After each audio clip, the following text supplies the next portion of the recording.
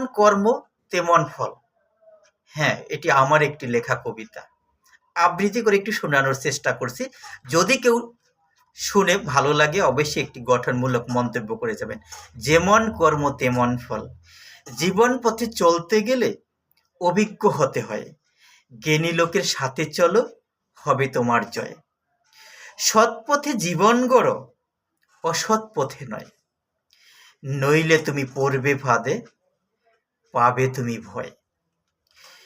সঙ্গ দোষে বহু মানুষ পড়ে মায়া জালে।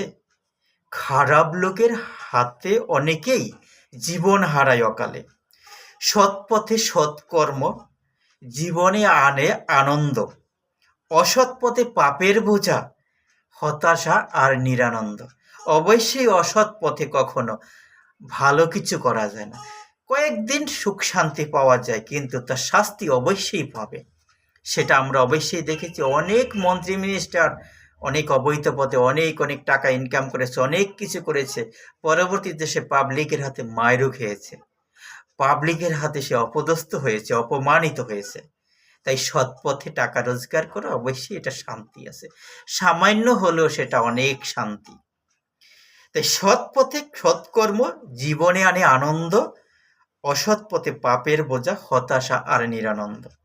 সৎ পথের পথিক যেমন পায় অনেক দুঃখ, কষ্ট করে জীবন গড়ে অনাবিল তার সুখ। সৎ পথের পথিক যেজন পায় অনেক দুঃখ, কষ্ট করে জীবন গড়ে অনাবিল তার সুখ। জ্ঞানী লোকে বাণী শুনে করো ভালো কাজ, জীবন গড়ো ভালো দিয়ে, খারাপ করো বর্জন। অবশ্যই ভালো লোকের কথা শুনে ভালো কিছু করো, জ্ঞানী লোকের কথা শোনো, জ্ঞানীর পথে চলো। জীবনে যদি তুমি ভালো কিছু করো অবশ্যই তোমার জীবন ভালো পথে যাবে এবং তোমার জীবনে শান্তি আসবে। অসৎ পথে তুমি টাকার পাহাড় গড়বে, কিন্তু জীবনে তুমি শান্তি পাবে না। তোমাকে ওই অশান্তি কুড়ে কুড়ে খাবে, যে তুই যে টাকা ইনকাম করেছিস, তুই যে টাকার পাহাড় করেছিস, ফ্ল্যাট বাড়ি করেছিস, গাড়ি কিনেছিস, সব তোর অসৎ পথে।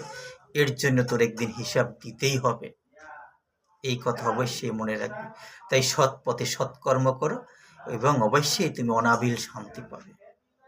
এটা শুধু আমার কথাই নেই, এটা অনেক মনীষীরা, অনেক জ্ঞানীগুণীর বাণী। পৃথিবীতে সকল ধর্মের যারা জ্ঞানীগুণী আছেন, মহা জ্ঞানী আছেন, মহা পণ্ডিত আছেন, তারা অনেক ভালো ভালো কথা বলে গেছেন আমাদের উদ্দেশ্যে। ধন্যবাদ। যেমন কর্ম তেমন ফল, এই কথাটি অবশ্যই মনে রাখবেন। ভালো কর্ম করো, ভালো ফল পাবে। ধন্যবাদ। শুভ সন্ধ্যা।